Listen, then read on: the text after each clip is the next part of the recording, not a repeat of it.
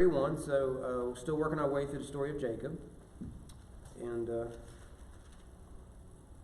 we won't get through the whole chapter, but we'll see how far we can go. So Genesis 31, I want to show you sort of how the Jacob story has worked. It's basically, there are two plot lines that we see. May need your help one more time. I'm sorry, unless the battery's dead. No, it's not dead.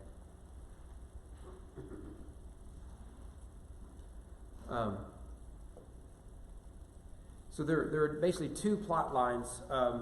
The first is it involves manipulation, followed by a story about envy, and then you get a story of manipulation, and then you get a story about envy. So we start out with Laban manipulating Jacob, right? That he goes there, he get a wife, he agrees, I'm in love with Rachel, I'll work 7 years to get Rachel. Laban manipulates Jacob to get 14 years out of him. While that's going on, Rachel and Leah are in their story of envy. What one has, the other wants. Back and forth. And then what we're getting is, last week we saw Jacob manipulating Laban. Although Laban doesn't know it, we discover how it is Jacob figured all that out in chapter 31. But Jacob's going to manipulate Laban, at which point Laban and his family, his kinsmen, will grow envious of Jacob because the Lord is blessing him. Right? And so this is the pattern. And it's almost like the two may be connected, right? That greed and everything else, whenever we have faulty motivations, particularly when it comes to something like envy and bitterness and covetousness and jealousy, it will lead to destructive behavior. And what you're going to get at the end of this is division. Laban, by the end of this chapter, will essentially surrender all of his rights to his daughters and grandchildren because greed was more important than family. And it's a really tragic story. So in verses 1 to 3, we see the story of envy is coming back. So verse 1, now Jacob heard the sons of Laban were saying, Jacob has taken all that was our father's, and from what was our father's he has gained all this wealth. Jacob saw that Laban did not regard him with favor as before. Then the Lord said to Jacob, return to the land of your fathers and to your kindred, and I will be with you. Well, notice here that in verses 1 and 2, Jacob discovers that he may be in need to change jobs, right? I don't know if you've ever been there, where it sort of becomes a toxic work environment. People aren't getting along. Maybe there's been a boss change, right? Maybe you've been through that. I'll never forget, I was still in high school. I'm a senior in high school, and we changed managers. And that was a big deal to me because I liked the manager we had. It's the first real job I had, And by that, I mean that I had to fill out paperwork to get it. And manager quit. We went through a couple months of the assistant manager doing 2 jobs, and then we hired a new one. And it wasn't long before the new manager pulled me in and said, so when are you heading to college? And I said, well, my last day here at the store will be August, whatever. And she said, good. I'll never forget. Good. And what she felt was my department, and that I was the music manager. They had the music department. I wasn't an actual manager, but it sounds better on a resume. But I was the head of that department, and she didn't think anyone needed to be the head of that department. So basically, my department was a third of the store. It was a Christian bookstore. And so music was our biggest seller. Now, no one would buy CDs now, but we did back then. And so music was every day. We sold more music than books, gifts, Bibles, or kids, and apparel. We sold tons of music. And I was quite proud of the work I had done with that. I had come in as an assistant, and then he left, and I took over as a teenager. And within like a month, she cut my department in half to put ugly T-shirts in there. You remember like we you remember the old Christian shirts, like instead of Abercrombie and Fitch, we had a breadcrumb and fish. That just annoyed me to no end. I actually hated that thing. Oh, you had like 2. Yeah. I had some, because they were stained. And we sold a USA shirt for $4.97 right after 9/11. We made a killing off that shirt. Everybody bought it because it was cheap and it said USA. Remember when we used to like each other in this country? Man, that was a long time ago. Anyways, so she cut it in half, and then she was always trying to just move me away. And she'd get mad that I didn't. They kept track of how many people you rang up each day. And my number was always low because I was in my department. And we had people who their job was to ring people up. So she was she was a real pain in my neck. For a 17, 18-year-old, is a good lesson for me. But I remember thinking, I'm glad I'm leaving, right? Because otherwise, I'd probably leave. Because it's just, I'll find something close, drive an hour to get to work as a teenager, and so I'm glad it's over. Well, Jacob, that's where Jacob is at. Notice in verse 1, Jacob hears. In verse 2, Jacob sees. So in verse 1, Jacob hears. It says Laban's sons. You could translate that kinsmen. And whether it's his biological sons or whether it's just his family. Remember, he is the head of this tribe, if you will. It's almost like a chieftain, like Abraham was. And so his kinsmen are talking bad about him. And it's interesting, isn't it, that what's making them bitter is that Jacob is successful. I think that's important. We have this thing within us. It doesn't make any sense. We have something within us that when we see other people successful, we become envious. And what we don't want is just that we become successful. We almost wish that they would fall more than we would gain their success. Does that make sense? Like we would enjoy it more if this person who just got that huge promotion and they bought the new car and all that, we would love it more if they went bankrupt than if we got the promotion and could buy the new car. I use this example in sports all the time, that I don't like Tom Brady for no other reason than he's the most successful quarterback of history. Right? I have no other reason. Right? He was married to a supermodel, and like before Tom Brady, no team had won 5 Super Bowls. He's won like 6 in his own career. Like, let that sink in. He did more in his career, say 20 years, than teams had done since Vince Lombardi. I mean, that's successful. I didn't like that. I like Peyton Manning, which means I can't like Tom Brady. And every time he was successful, I liked him less. Okay? I have no other reason not to like him. Do I want to see him crash and crumble? Absolutely I do. Right? Right? I mean, now I'm being a bit facetious, but we are like that. In politics, right? We like someone who we would love watching them climb. Artists and celebrities climb, and then we love to crash just as much, don't we? I mean, we're made like that. You know what would be better for these guys? If they worked to get the success of Jacob. Don, you got something? That sort of thing makes me believe that God's very involved in sports, because it affects so many people to the base of the life. Mm-hmm. It does. Yeah. And to think he's not there watching, just, it seems crazy to me. Yeah, yeah. So why here's Mark. Why do we love underdogs so much? We love because it's the David Goliath story, yes. But we love it when Goliaths fall. We love it. Aren't you glad Purdue went falling down? Don't you think I'm glad as a Louisville fan Kentucky has won 1 game in March in 4 years? I'm really liking Kansas State right now, so Kansas University failed.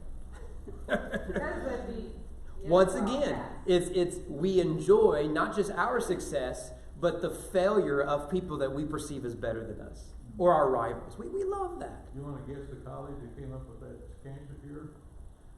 I wonder who it was. Does it start? Duke? Oh, see, I just assumed it was Louisville.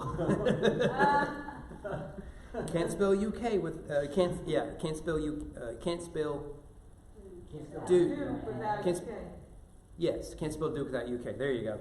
All right. Okay. But notice what they're saying is that Jacob has taken all that was our father's. Now pause about that. Is that true?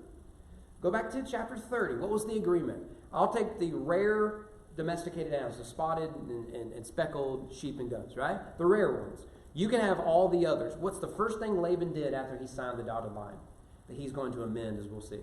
Is he immediately went 3 days' journey away, which means he was far, far away where all the sheep were, and he separated the sheep that weren't going to produce spotted and speckled, all that. Like he did that so that it would be more difficult for Jacob to make a profit. So now the accusation is that Jacob has stolen from Laban, when in reality it is Laban that has stolen from Jacob.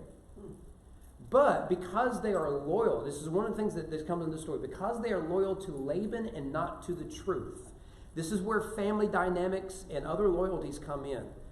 is you'll find we as humans, whatever it is we are loyal to, we are more loyal to it than the truth. Watch sports debates all the time. We do this. Well, we put our team and act like we're pure as the wind-driven snow, but that other team is corrupt. We do this with politics, right? Every time you criticize the other party of being corrupt, you clearly have never read a history book. And I say history, I mean of like the last 6 months. Right? It's funny that because loyalty is more valuable to us than truth. Look at your family dynamics. Look, the minute that rich loved one dies, you're going to find out who's loyal to who. Right? This is the way it is. So they don't care about the truth. They care about who they're loyal to. And so they're loyal to Laban. And so Jacob is now a bad guy. And we should know there's nothing rational about envy, jealousy, covetousness, bitterness, and all that sort of stuff. So in verse 1 he hears, verse 2 he sees. And it's interesting the language he uses here. Jacob saw that Laban did not regard him with favor as before.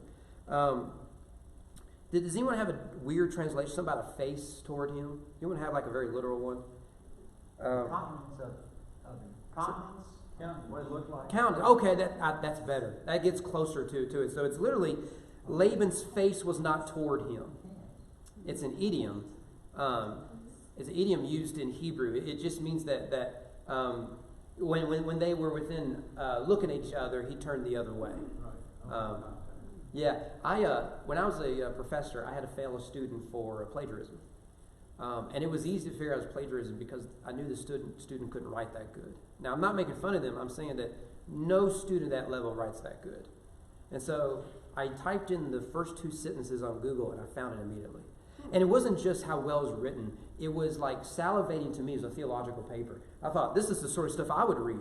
Well, it was from a source that I would actually read, right? I mean, it's really well articulated, like, boom, you got all the points. Well, they just copied and pasted off the internet. Well, I ran into them at Walmart's, and it was the Litchfield Walmart, and I saw them in the distance with my wife and kids. And I said, hey, babe, I'm going to go to the other end of the store right now. I'll explain later. And I just took off, right? I mean, I was gone, right? Because they sent me this weird email, like, I haven't gotten my grade for my paper. And all I said was, have you not talked to the school? It's like, I'm going to dump it on them. I failed you, right? And you, anyway. So this is what Laban and so they're not getting along as well. But you'll notice in verse 3, God says to him, return to the land of your fathers, to your kindred, and I will be with you. So here we're going to see that God has, along the way, for now it's been about 20 years since he arrived in Paddan Aram, God has been with him, and God has been speaking to him. So even though Jacob has heard and he has seen, he has been listening to the voice of God. Right? And that is the opposite of what we got in Adam and Eve. Remember that because you listen to the voice of your wife. It's been a theme throughout Genesis is whose voice are you listening to? Give Jacob credit, as a scoundrel as he is at times. He is, at least in this chapter, listening to the voice of God. And this is the first time the God of Bethel speaks. And we'll come back to that language. Now, remember, we mentioned this last week, that when he enters to this agreement, he is still trusting the promise that God will bring him back to the promised land. So we read this last week. Behold, I am with you. This is the Bethel vision. And will keep you wherever you go. Will bring you back to this land. For I will not leave you until I have done what I have promised you. And so we, the reader, are thinking, okay, how is God going to get them back to land? And so when there is that delay at year 14, and now it's been about year 20, we're wondering, why won't God just take them back? And we know that we'll find out that God is preparing the hearts of Esau, and he's preparing Jacob as the head of this house and as a patriarch himself. He's preparing everyone for the time Jacob comes back to the promised land. Now that language in verse 3 of land of your fathers is the first time you'll see that in the Bible, right here, Genesis 31. It'll show up periodically. Here are two main ones. Joshua 1:6, be strong and courageous, right? You'll inherit the land I swore to your fathers, land of your fathers. Same thing in Joshua 5:5, that God made him wait 40 years before entering to the land of your fathers. So that's a significant phrase. It's a reminder that this is the land of Abraham, Isaac, and Jacob. It's the land of the people of Israel. Well, Jacob responds, right? So he's heard the rumors. The boss won't answer any of his emails or text messages. All that sort of stuff. He's not inviting him in all the important committee meetings. So Jacob eventually has to do something about this, and that's what he does starting in verse 4. So Jacob sent and called Rachel and Leah into the field where his flock was, and said to them, I see that your father does not regard me with favor as he did before, but the God of my father has been with me. You know that I have served your father with all my strength. Yet your father's cheated me and changed my wages 10 times. But God did not permit him to harm me. If he said, the spotted shall be your wages, then all the flock bore spotted. And if he said, the striped shall be your wages, then all the flock bore striped. Thus God has taken away the livestock of your father and given them to me. In the breeding season of the flock, I lifted up my eyes and saw in a dream that the goats that mated with the flock were striped, spotted, and is it mottled? Mottled? Okay. Make sure I pronounce it right. Then the angel of God said to me in the dream, Jacob. And I said, here I am. And he said, lift up your eyes and see all the goats that mate with the flock are striped, spotted, and mottled, for I have seen all that Laban is doing to you. I am the God of Bethel, where you anointed a pillar and made a vow to me. Now rise, go out from this land and return to the land of your kindred. We'll pause there. Now, there's a lot going on here. One of the things that stuck out to me is that this is really the first time since being in Paddan and Aram, Jacob takes a leadership role. He's been kind of passive. Now, that fits his character, right? He's more of a mama's boy. Esau's the man's man, right? He's the hairy dude that likes to kill things for fun. Jacob likes to wear aprons, right? And so when he goes up to Paddan and Aram, he is quick to say to Laban, sure, I'll give you 7 years for the girl, right? He doesn't negotiate very well. And then he's easily deceived. And then when his wives are at war with each other, he doesn't seem to address it, at least not in the text the way it's presented. But this is the first time, really, that Jacob takes a leadership role. Even if you go back to the way he deceived Esau, his mother was the one leading the charge there. So now he's really stepping up to the plate. He's ready to be the patriarch of the Jewish family. And the first thing he does is he goes talks to his wives. Now, I want you to notice the detail. Where does he go to talk to his wives? He takes them out into the field. Does that ring a bell? Now, notice what you have here. You have 2 siblings out in the field. In Genesis, that probably means something bad's about to happen, right? Because it's usually brothers, so Cain and Abel is the obvious example. But here, it is sisters. If you want another example, Jacob deceives Esau when Esau came from out from the field. And they were away from everyone. So that's another example of brothers going at it in the field. But these are sisters coming out. And we all know they're like Cain and Abel in many ways. They're at each other's throats. And, Jacob probably brings them out there for another reason. One is privacy. He doesn't want Laban's kinsman to hear what he has to say. And what he has to say is, I got to find another job. Right? That's a private conversation you have with your spouse. Right? You sit down and say, honey, I think it's time we get out of the neighborhood. I think it's time we sell the house. I think it's time we trade the kids in for different kids. Whatever it is, right? You have that private conversation, right? And that's what he's doing. So privacy is what I also think he's doing it for protection. The accusation is that Jacob has stolen Laban's sheep. In reality, it's Laban trying to steal Jacob's sheep. So he's probably out there, gun loaded, ready to go, right? He's a shepherd, so he's got to protect his sheep. And so he invites his wives to him. Now, he starts in verse 5 by stating that things have taken a turn for the worse. Now, although he was previously welcomed by their father, that relationship has gotten dicey, to say the least. And I was reading this, and I couldn't help but think about family conflict. Is there anything we enjoy more than family conflict? Don't you just love it? Don't you love it? It's awful, isn't it? It is really awful. And yet we have it. You have family right now you're in conflict with. I can almost guarantee you. I do. Right? We all do. Right? And I bet that some of the worst times of family conflict have come when death or money were involved. I mean, one of the worst things that happen to your family is a rich relative dies. Watch what happens. The vultures will come out. And the things that would be said, the things that would be threatened, it's awful. Here we have family conflict, but notice the family. It is Jacob in conflict with his father-in-law. That gets complicated. If Jacob is having an issue with his dad, which he kind of does, right? If Jacob has an issue with his dad, the wives can say, you got to deal with this. If Rachel and Leah have conflict with their dad, Jacob can say, I support you, I have your back, you got to deal with this. Y'all know my law, right? When it comes to relationships, marriages. You deal with your family, your spouse deals with their family. If you want to make matters worse, break that rule. You have no idea how many young couples I've had in premarital counseling, and I'll give them that rule, that you're going to have conflict. You need to deal with yours, you need to deal with yours. And they'll say, well, that's not true because we're in love, and their family's my family, and my family's their family. I said, yep, you're right, until something happens. Let me tell you how it works. Your family will always take your side. Their family will always take their side. And Satan loves to separate marriages, turn to one back into two, and extended family are really good at that. One of the things that we err is we use language.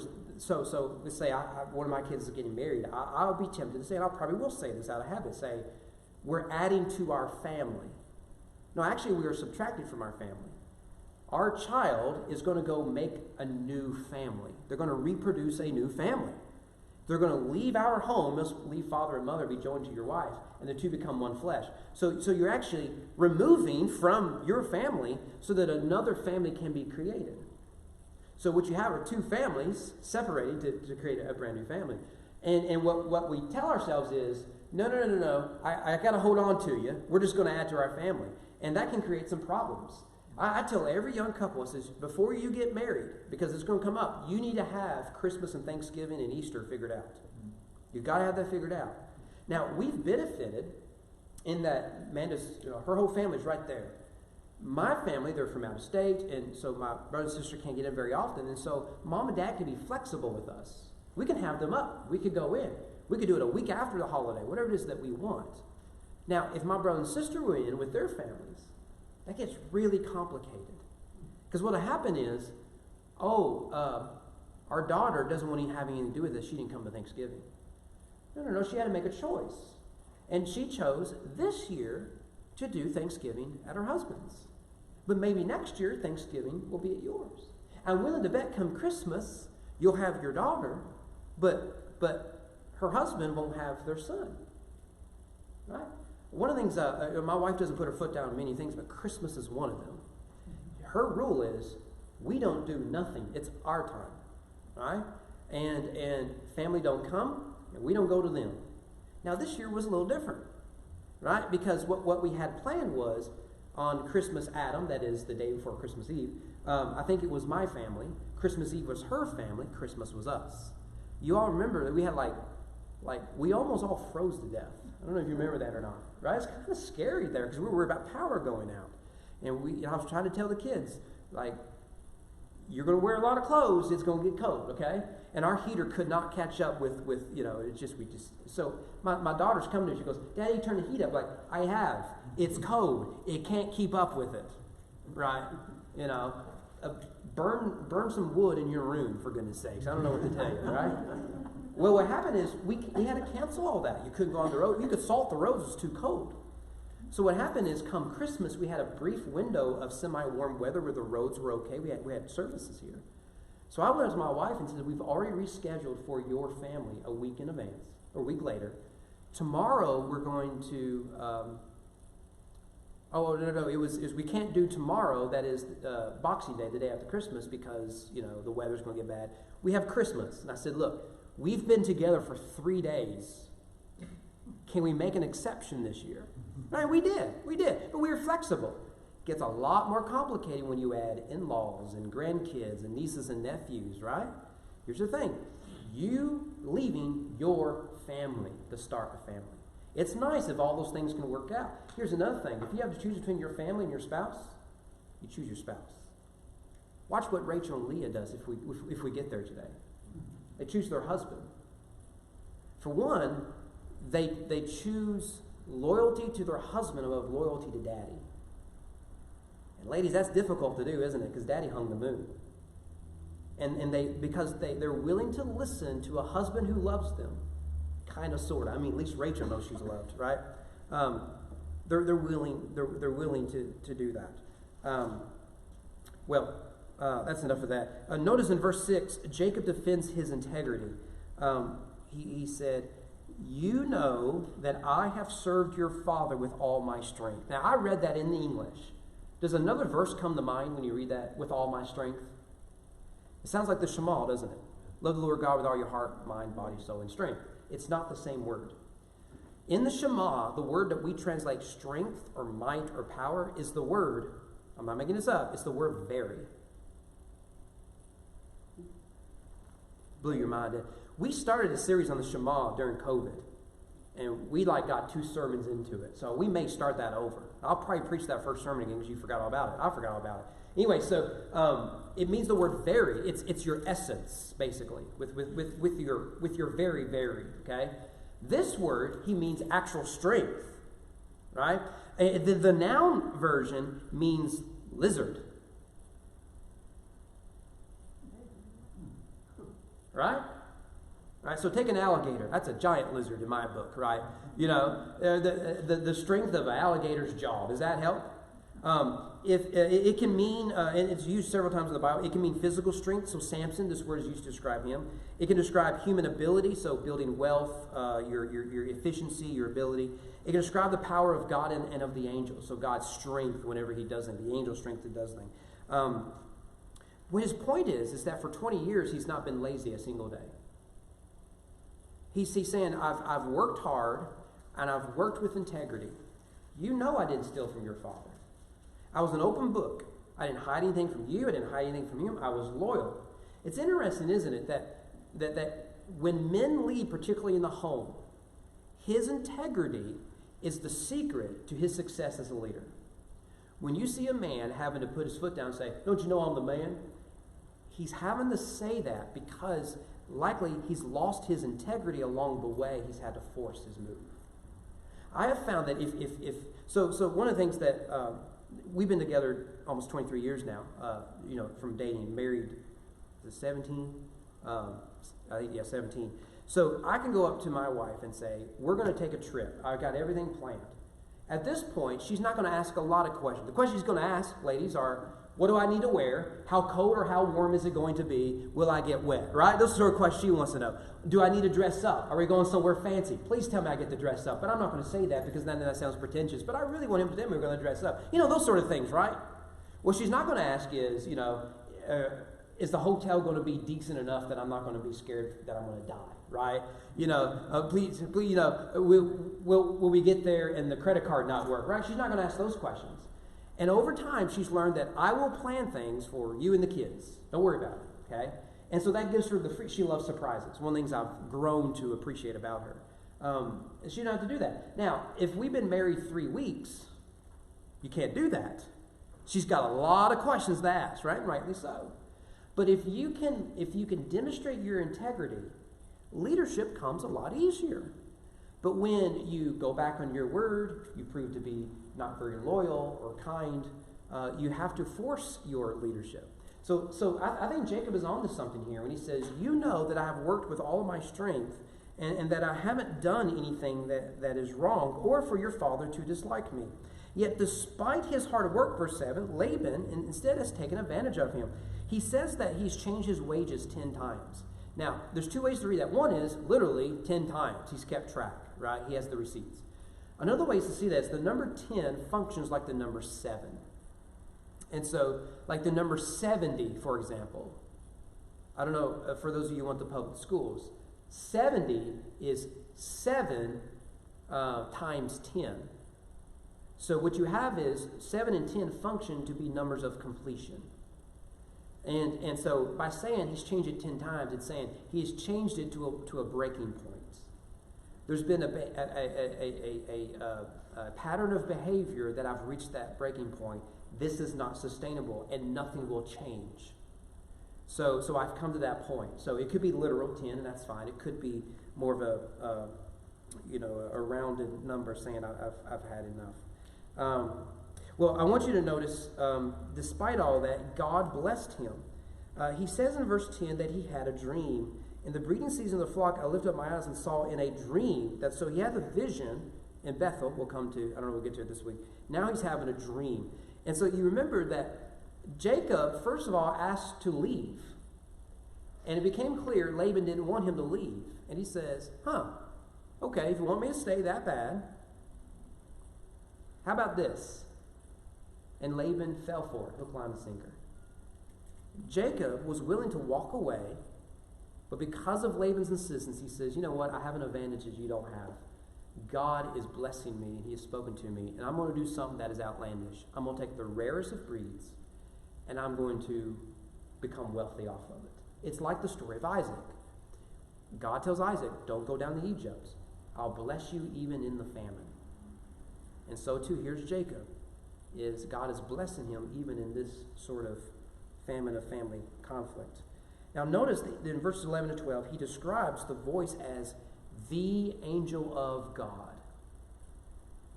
Now that phrase is different, right? We're used to the angel of the Lord. That's the angel of Yahweh. This is the angel of Elohim, the angel of God. This exact phrase has shown up one other time before. It's in Genesis 21. God heard the voice of the boy, that's Ishmael. And this is when Hagar, I believe this is when Hagar put him under the bush to let him die. The angel of God called to Hagar from heaven and said, what troubles you? And remember, Ishmael means God hears. So here the angel of God heard his cries. It's interesting. It's Ishmael's cries. And he responds by speaking to Hagar. What's troubling you? I've heard the one whom God hears. So it's a fun little play on words. Well, the main point here is that God sees what Laban is doing. Remember, Jacob heard, Jacob saw, and now we see that God is hearing, God is seeing Jacob. So the angel of God identifies himself in verse 13 as the God of Bethel. The God of Bethel. So, I am the God of Bethel, where you anointed a pillar and made a vow to me. Now rise, go out of this land. I'm probably going to preach that story on Easter, because I absolutely loved it. The Stairway to Heaven. The biblical version, not the rock version. I didn't realize it at the time.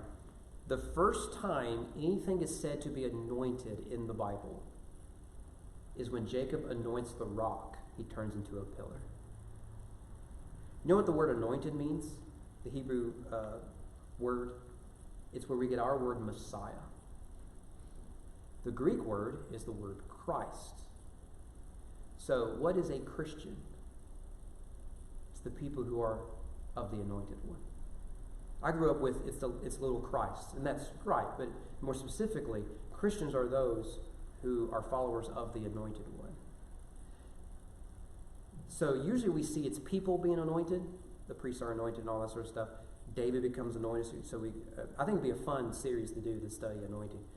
Prophets, priests, and kings are anointed. Well, we get a hint of a prophet being anointed. That's Elisha, I believe. I think Elisha, he says, I'm going to stay until you anoint me. But we don't have the narrative where that actually happens. So we can assume it's prophet and, of course, priest and king. So when Jesus comes, he embodies all three offices. And so what you get at the baptism is a type of anointing. Because it isn't oil, it's the Spirit of God descending upon him. This is my Son, whom I am well pleased. So the angel of God identifies as the God at Bethel. So if we go back to Genesis 28 where this happens, because that's the question is this character God, the God at Bethel, or is he an angel, or the angel of God? Which one is it, right? So if you look at Genesis 28, he's identified as Yahweh. Dream, behold, ladder went up. Behold, the angels of God, plural, right? Remember, they're ascending and descending. Later, Jesus will use this language when speaking to Nathan in John 1. Behold, Yahweh stood above it and said, I am Lord. And remember that all is, we're not going to get any farther than this. That's okay. Remember that the stairway to heaven was a mirror image of the Tower of Babel. Babel never had a head because God wouldn't allow it, so it never touched the heavens. Jacob sees a new tower, a ziggurat more likely, with a stairway in the heaven instead of a ladder. That would be complicated. There's nothing up there to hold on to. So stairway to heaven, its head is where the Lord is, which is typical ancient Near Eastern theology. So it's clearly identified as the divine one, the name, Yahweh. But in chapter 31, the God of Bethel is identified as the angel of God. Well, which is it? The answer is yes. Right? If you study Second Temple Judaism, they struggle with this mightily because they could see both distinction of the persons, yet the mirroring of the two, that they are really the same. Here it's very clear. The angel of God is God. You say, well, that makes no sense. No. Without distinction and unity at the same time. You have to have both. Now, we could do the same thing with the angel of the Lord and everywhere else. If you really want to dive deep into this, study the name. God. So the name, when you do things in the name of God, it's really God himself, right? The name becomes almost like a metaphor for God's presence. So we see that the angel of the Lord is said to be the name of God. At the same time, Yahweh himself leads the people of Israel through the wilderness. So which is it? Is it the angel of God, the name, or is it God? Yes, it's both. Read the angel of the Lord in the burning bush. Who's speaking there, the angel of the Lord or Yahweh? Because he identifies himself as the I am. But Moses says, I see the angel of the Lord. Well, who's speaking there? Yes, it's both. Distinction and unity. So you can see where Christians go with this, right? Christians are quick to say, we have an obvious explanation of this. We can tell you how you can have unity and diversity all at the same time. His name is Jesus. So what you have here is a distinction of Yahweh at the head of the ziggurat, the stairway. What you also have is the personification of Yahweh here in the dream.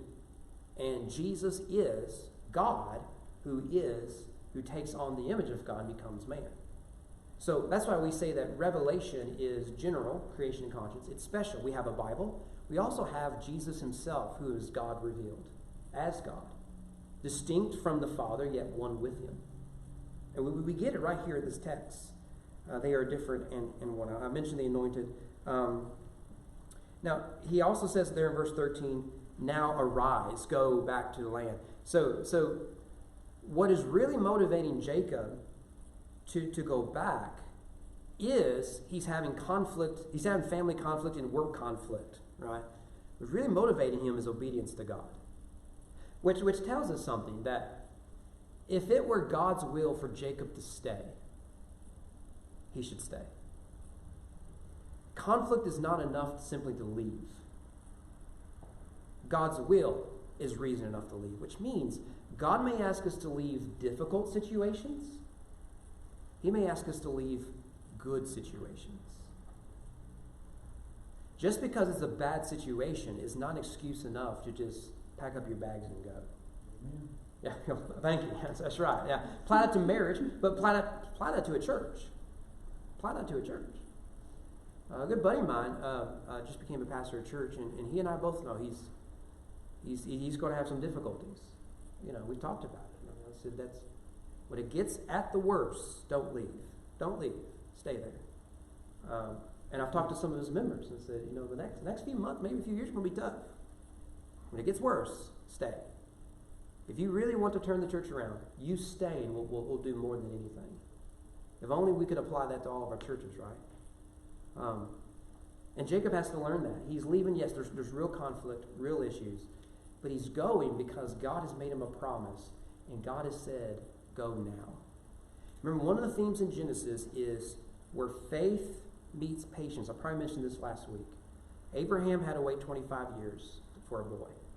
And when he became impatient, it was an act of disbelief. So too Jacob, 20 years with this greedy boss, who he has surrendered his children, his daughters, and he's taking possession of his grandkids and of his son-in-law, and is doing all that he can to profit off of him by keeping him poor. That's not a good guy. It is God's will for him to stay for 20 years. That's tough. But when God says go, he leaves. That's the real motivation for Jacob going. We'll pause there. I think Rachel and Leah's response starting in verse 14 is good. I actually thought we'd make it farther, and that's okay. So we'll pick up there next week. Danny, did I miss anything? I'm not sure. I don't think so. Okay, Don, we doing all right? This thing about conflict, Yeah. typically it's for both of you. You both got issues with God in a conflict. Yeah. You think you're right, they think they're right, whatever. You won't surrender your will, and he's there, present in both of them. Yeah. And the message of gospel begins with, you're a sinner, not they're a sinner. Right. And so until you can look in the mirror, you can't look your spouse in the eyes. Or anyone for reconciliation. It's that pride sin. Number one. Boy, he goes off later. Yeah. It's awful. What's in the middle of pride? Letter Aye. That's right. That's right. Yeah. I'll tell you another thing, there's a scripture that says don't let anybody expect something from the Lord. Mm-hmm. That's something we do all the time. Mm-hmm. You mash your finger, Lord, could you help me not have that happen? Yeah. You're all powerful, why don't you help me? I don't want to mash my finger. Yeah. And people of the cross should not require of God to live a life of ease. That is one of the American idols is ease. You will suffer, you will grieve, you will have difficult days. But if we worship a God who has defeated death, we can anticipate suffering without fearing it, knowing that, as we said Sunday morning, that the root of Christianity is resurrection. It's where people have hope. But he does every day what he promised Peter. I'll lead you where you don't want to go. Yeah. And we do it all the time. And we don't like it when we get there. Yeah. Yeah. Yeah. We wouldn't choose those places to go. Right. I think No. that was a real blessing to Jacob when those two women agreed. That must have been supportive for him to do. Yeah, that's one of the things I want to talk about next week. Is that is vital. When it comes to male-female relationships, women need affection, and we talk a lot about that, right? Men get lectured all the time about you need to speak your wife's language and no da da da da da da. So women need affection. Yes, hear me on that. That is true. And affection is verbal, it is physical, it is all that, romantic, all that. Men need affirmation. I think women will be surprised if they just support